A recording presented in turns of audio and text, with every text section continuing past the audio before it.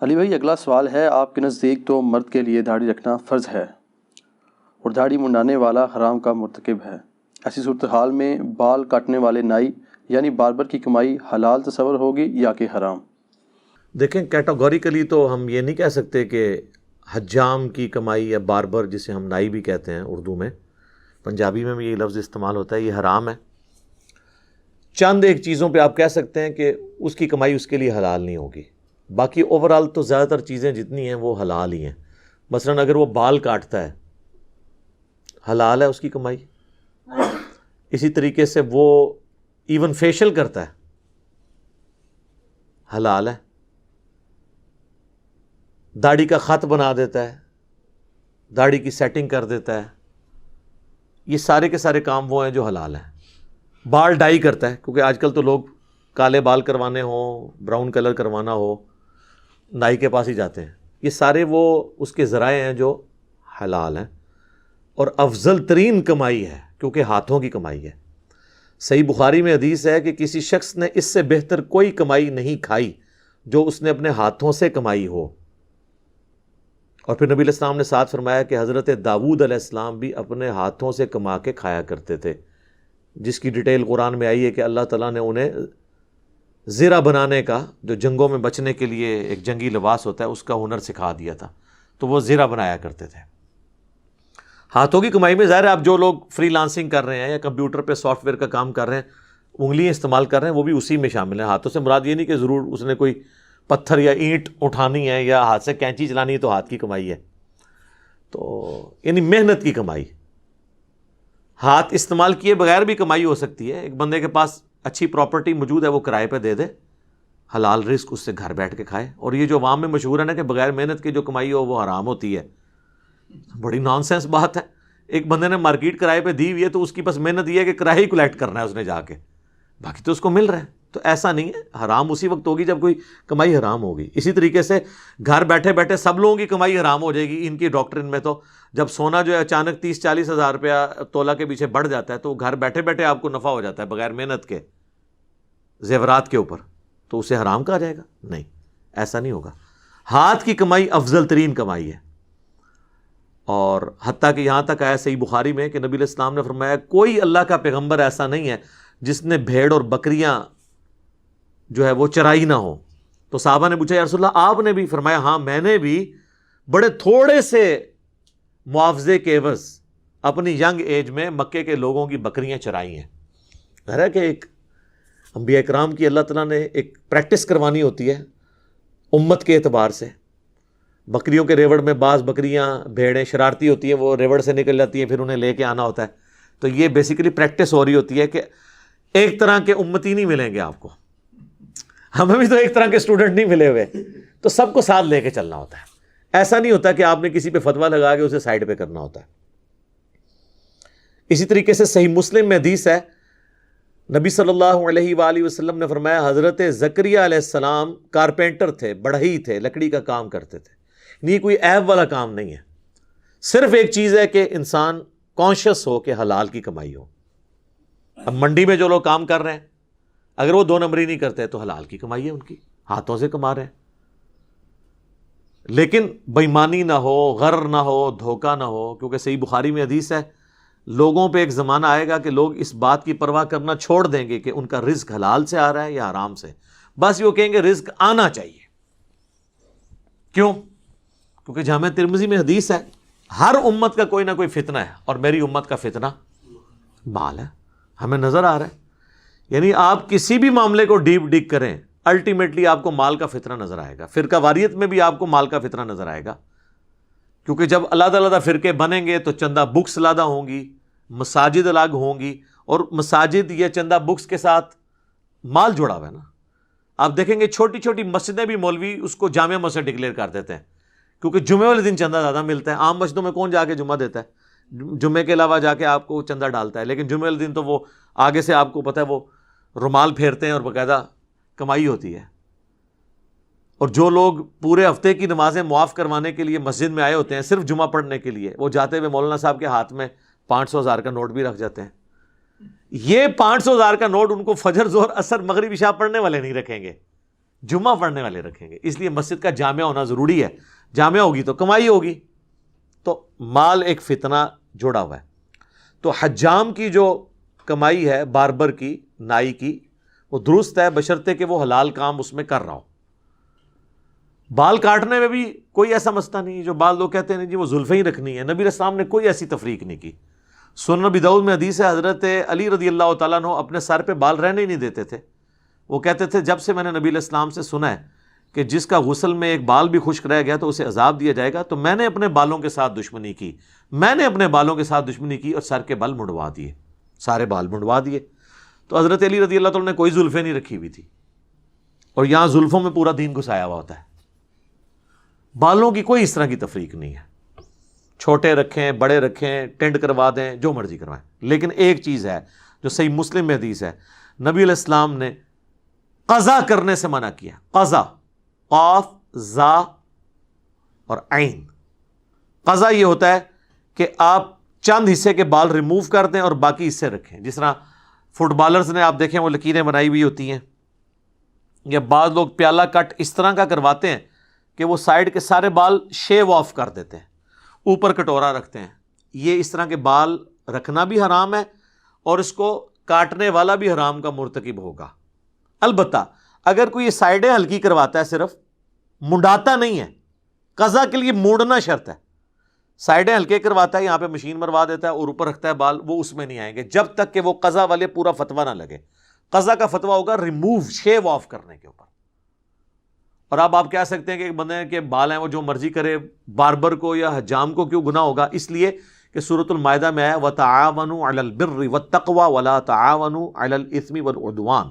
نیکی اور پرہیزگاری کے کاموں میں ایک دوسرے کی مدد کرنی ہے اور برائی میں نہیں کرنی۔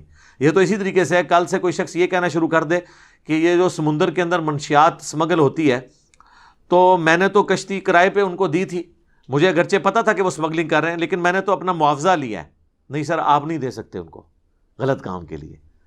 نیکی اور پرہیزگاری کے کاموں میں ایک دوسرے کی مدد کرو، برائی میں الگ رہو۔ اسی طریقے سے داڑھی موڑنا حرام ہے مرد کے حق میں، قرآن میں واضح آیا ہے، سورہ النساء کی آیت نمبر 119۔ شیطان نے کہا تھا وَلَآمُرَنَّهُمْ فَلَيُغَيِّرُنَّ خَلْقَ اللَّهِ، میں تیری مخلوق کو ابھاروں گا، تیری بنائی ہوئی تخلیق کو وہ بدل دیں گے۔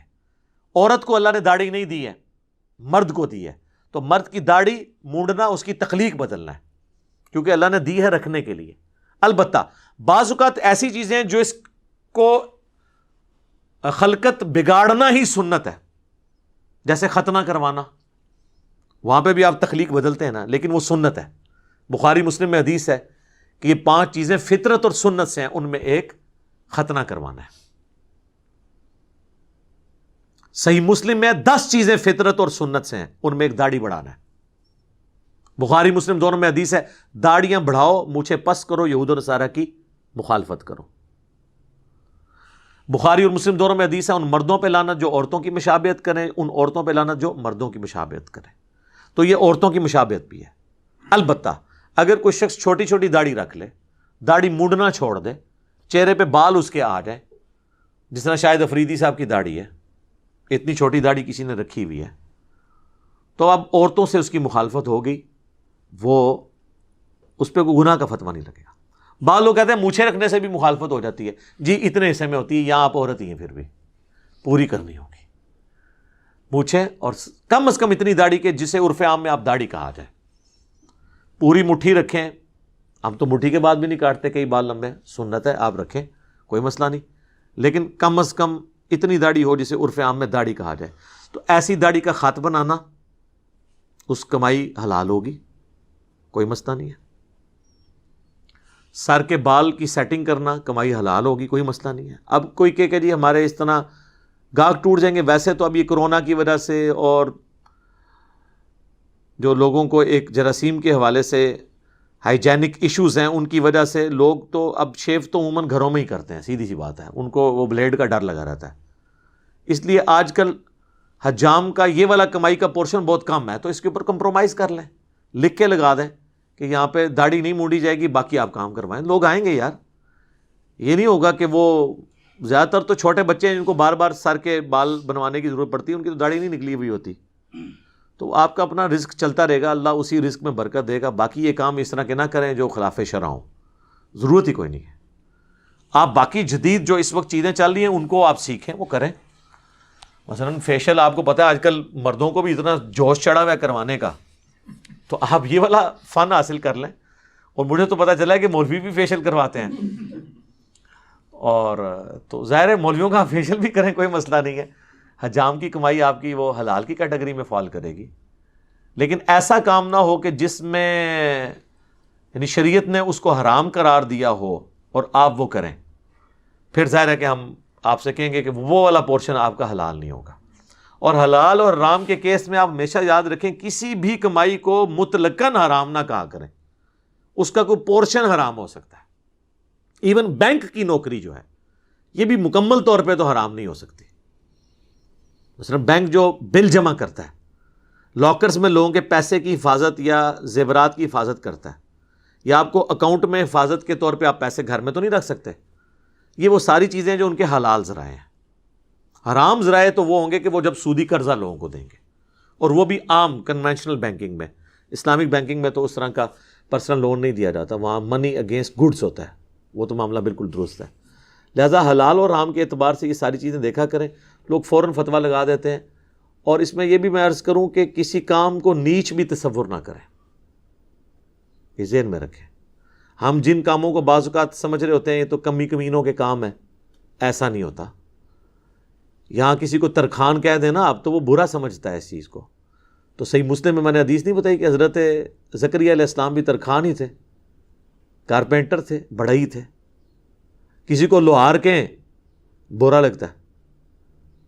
تو صحیح بخاری میں ہے کہ حضرت داؤد علیہ السلام زیرہ بناتے تھے, وہ لوہار تھے. ٹھیک ہے. اور بھیڑ بکریاں چرانے والے جو لوگ ہیں ان کو تو سب سے نچلے درجے میں ہی رکھتے ہیں لوگ. ٹھیک ہے. اور وہ تو صحیح بخاری میں ہے کہ سارے انبیاء یہ کرتے رہے. لو کر لو گل. جب صحابہ نے پوچھا یا رسول اللہ, آپ بھی فرمایا ہاں میں نے بھی بڑے تھوڑے داموں کے عوض مکے کے لوگوں کی بھیڑیں بکریاں میں نے چرائی ہیں. پیغمبروں نے رول ماڈل بننا ہوتا ہے. تو کسی کام, حضرت علی ابن ابی طالب کنویں کھودا کرتے تھے, وہ مشین لگا کے نہیں, سر ہاتھ سے. کتنا مشکل ٹف کام ہے, تو اس چیز کو کوئی عیب نہیں سمجھتے تھے. حضرت ابوبکر صدیق بھی تجارت کیا کرتے تھے. صحیح بخاری میں آتا ہے نا کہ جب حضرت ابوبکر صدیق خلیفہ بنائے گئے تو انہوں نے پہلا تقاضا یہی رکھا, کیونکہ حضرت ابوبکر صدیق مسلح اٹھاتے اور پیچھے سونے کی کانیں ہوتی, یہ تو نہیں ہوتا تھا. تو یہ تو صرف بابوں کی کہانیوں میں ہوتا ہے نا. تو صحیح بخاری کے الفاظ ہیں, حضرت ابوبکر صدیق رضی اللہ عنہ نے کہا کہ دیکھو لوگوں, تمہیں پتہ ہے میرا کاروبار بڑا اچھا چل رہا تھا, اب تم نے حکومت کی ذمہ داری میرے ذمہ کر دی ہے, تو میرے بیوی بچے کہاں سے کھائیں گے. ان کو کہنا یہ تھا کہ حضرت آپ کے قدموں سے جو خاک اڑے گی, سر آپ بھی نہیں, حضرت واشی کے قدموں سے بھی جو خاک اڑ کے ان کے گھوڑے کے نتھروں میں بیٹھے گی, اس کو بھی کوئی غوث کتب ابدال نہیں پہنچ سکتا. حضرت آپ کا تو مرتبہ ہی بہت اونچا ہے. جب غوث کتب ابدال جو ہے وہ اٹھائیں گے مسلح, تو نیچے سونے کی کانیں ہوں گی, اور وہ استنجے کے لیے ڈھیلے مانگیں گے, تو جس ڈھیلے کو ان کا مرید ہاتھ لگائے گا وہ سونا بن جائے گا. تو سرکار تسی بھی ڈھیلے 2-4 دے دیو انہوں, کارلے کھاندے پیندے رہن گے. تو صحابہ نے باقاعدہ مشورہ کیا, اور بخاری کے الفاظ ہیں, انہوں نے کہا کہ مسلمان مال غنیمت سے ابوبکر اور ان کے گھر والوں کا خرچہ اٹھائیں گے, اور ابوبکر جو ہیں وہ مسلمانوں کے حکومت کے امور کو چلائیں گے اس کے عوض.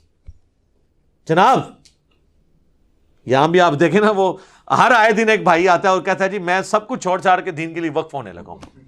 4 دہاڑے سمجھ آ جاتی جو وقف ہو گئے, تسی انج نہیں وقف ہویا جا سکتا.